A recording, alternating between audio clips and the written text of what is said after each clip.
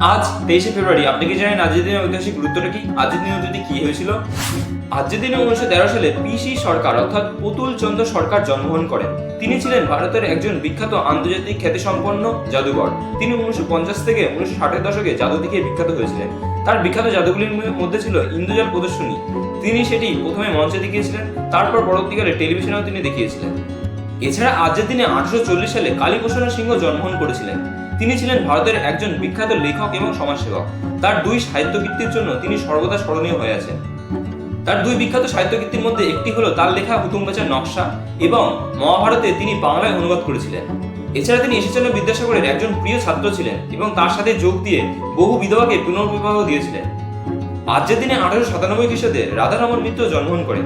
তিনি ছিলেন ভারতের একজন স্বাধীনতা সংগ্রামী এবং সাহিত্য একাডেমি পুরস্কার বিজয়ী সাহিত্যিক। তিনি 1929 সালে মিরাট ষড়যন্ত্র মামলায় অভিযুক্ত হয়ে গ্রেপ্তার হন।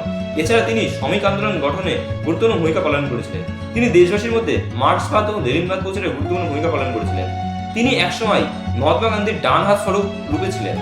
এছাড়া আজকের দিনে 1821 সালে জন কিটস মারা যান। তিনি ছিলেন ইংরেজি সাহিত্যের একজন বিখ্যাত রোমান্টিক কবি। তিনি মাত্র 26 বছর বেঁচে ছিলেন, কিন্তু তার এই 26 বছর জীবনের মধ্যেও তিনি বহু বিখ্যাত রোমান্টিক কবিতা রচনা করে গেছেন। তার কবিতাগুলি তার মৃত্যুর পর বেশি জনপ্রিয়তা লাভ করে। ভিডিওটা কেমন লাগলো সেটা কমেন্ট বক্সে কমেন্ট করে জানান। ভিডিও যদি ভালো লেগে থাকে তাহলে একটা লাইক করে দেবেন। ভিডিওতে যদি আপনি নতুন কোনো তথ্য জানতে পারেন তাহলে আপনি আপনার প্রিয়জনের কাছে শেয়ার করে তাদের জন্য সুযোগ করে দিন। এইরকমই প্রতিদিনের গুরুত্ব সম্পর্কে জানতে চ্যানেলটি সাবস্ক্রাইব করে চ্যানেলের পাশে থাকবেন।